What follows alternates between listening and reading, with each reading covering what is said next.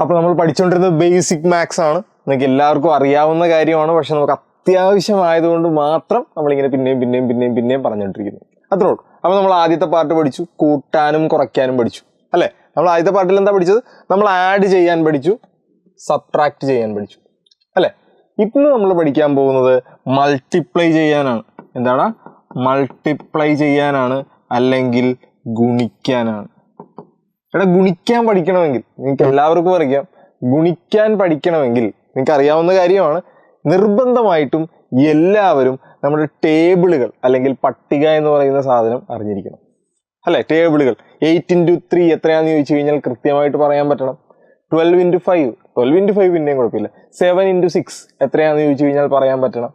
അതെല്ലാം ഒന്ന് എന്താണ്, അറിയാൻ പാടില്ലാത്തവർ ആരെങ്കിലൊക്കെ ഉണ്ടെങ്കിൽ ഒന്ന് പഠിച്ചേക്കണം. നിങ്ങൾ നിർബന്ധമായിട്ടും പഠിച്ചിരിക്കേണ്ടത് ഒന്ന് എല്ലാവർക്കും അറിയാം, 2 മുതൽ 10 വരെയുള്ളത് നിങ്ങൾ നിർബന്ധമായിട്ടും പഠിച്ചിരിക്കണം. 20 വരെയൊക്കെ പഠിക്കണം എന്നൊക്കെ മിക്കവരും പറയുന്നുണ്ട്. 20 വരെയൊന്നും പഠിച്ചില്ലെങ്കിലും ഒരു കുഴപ്പമില്ല. 2 മുതൽ 10 വരെ നിങ്ങൾ കൃത്യമായിട്ട് പഠിച്ചിരിക്കണം. ഇതിൻ്റെ അകത്ത് പഠിക്കാൻ എളുപ്പമുള്ള ഏതൊക്കെയാണ്? 2 വളരെ എളുപ്പമാണ്, 5 വളരെ എളുപ്പമാണ്, 10 വളരെ എളുപ്പമാണ് അല്ലേ. അപ്പോൾ ബാക്കിയുള്ളത് ഈ 3, 4 മിക്കവർക്കും അറിയായിരിക്കും. ബാക്കിയുള്ള ടേബിളുകൾ അല്ലെങ്കിൽ പട്ടിക കൃത്യമായിട്ട് പഠിച്ചതിന് ശേഷം മാത്രമേ, അല്ലെങ്കിൽ ഇത് കണ്ടതിന് ശേഷം അത് കൃത്യമായിട്ട് പഠിച്ചിരിക്കുക കേട്ടല്ലോ. 2 മുതൽ 10 വരെ ആ ടേബിൾ ക്ലിയർ ആയിക്കൊള്ളാം.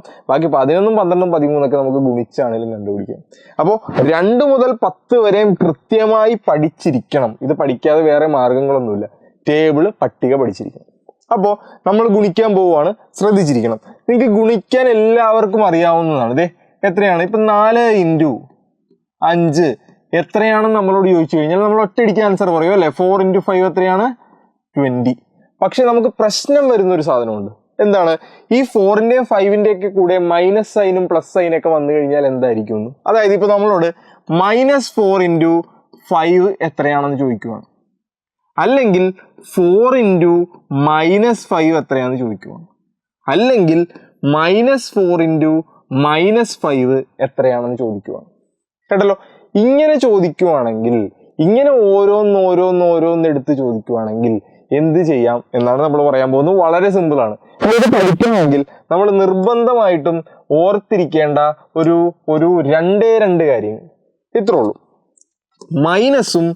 മൈനസും കൂടിയാണ് നമ്മൾ മൾട്ടിപ്ലൈ ചെയ്യുന്നതെങ്കിൽ, ശ്രദ്ധിച്ചേടാ, മൈനസും കൂടിയാണ് നമ്മൾ മൾട്ടിപ്ലൈ ചെയ്യുന്നതെങ്കിൽ, മൈനസും കൂടിയാണ് ഗുണിക്കുന്നതെങ്കിൽ ഉത്തരം പ്ലസ് ആണ്.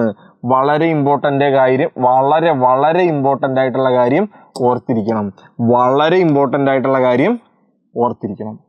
രണ്ടാമത്തെ കാര്യം, 2ഉം മൈനസ് ആണെങ്കിൽ ഉത്തരം എന്താണ്?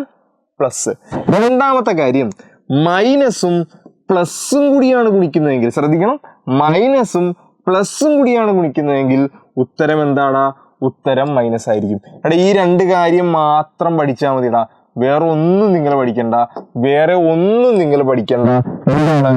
മൈനസും കൂടി ഗുണിച്ചാൽ ഉത്തരം എന്തായിരിക്കും? പ്ലസ് ആയിരിക്കും. മൈനസും പ്ലസും കൂടി ഗുണിച്ചാൽ ഉത്തരം എന്തായിരിക്കും?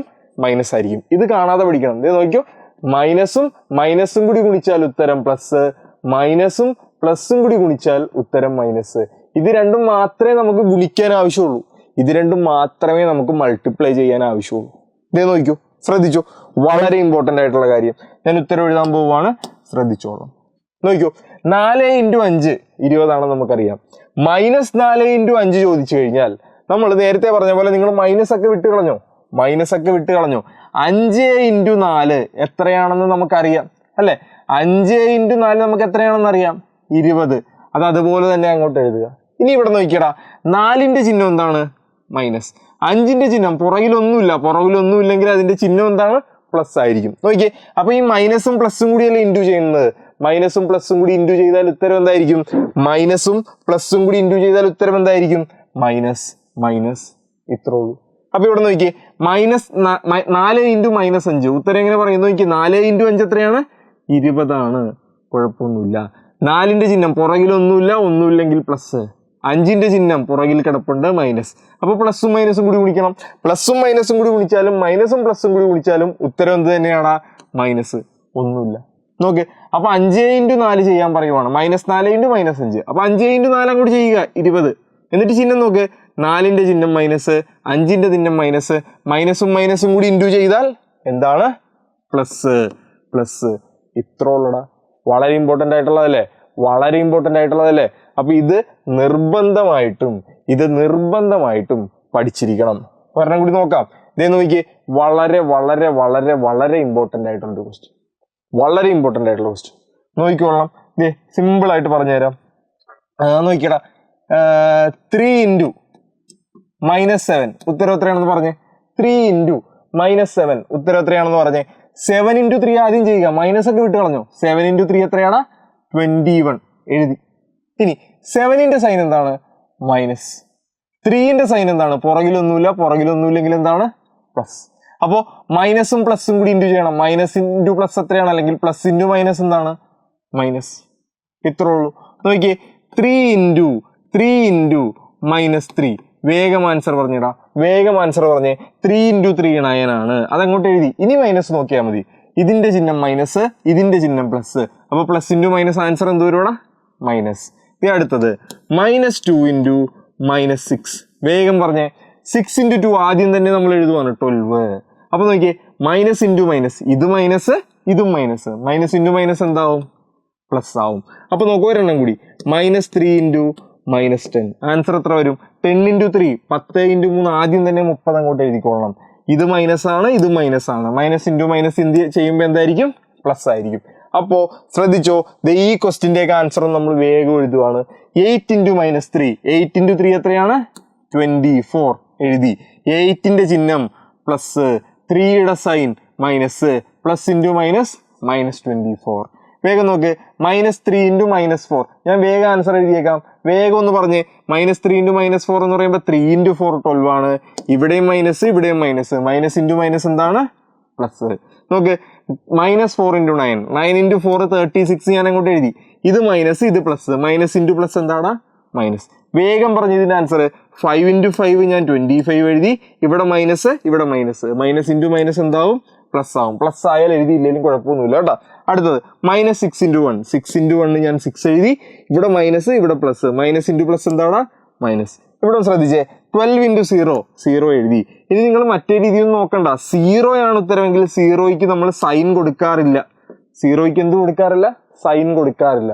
0യ്ക്ക് പ്ലസ് ഒന്നും ഇടാറില്ല, മൈനസ് ഒന്നും ഇടാറില്ല. അപ്പൊ നമ്മൾ പഠിക്കേണ്ട 2 കാര്യങ്ങളേ ഉള്ളൂ. ഏതാണ്? മൈനസും കൂടി മൾട്ടിപ്ലൈ ചെയ്താൽ ആൻസർ പ്ലസ് ആണ്. മൈനസും പ്ലസും കൂടി മൾട്ടിപ്ലൈ ചെയ്താൽ ആൻസർ എന്താടാ? ആൻസർ മൈനസ് ആണ്. ഇത് പഠിച്ചല്ലോ. ഇത് മാത്രമേ പഠിക്കാനുള്ളൂ.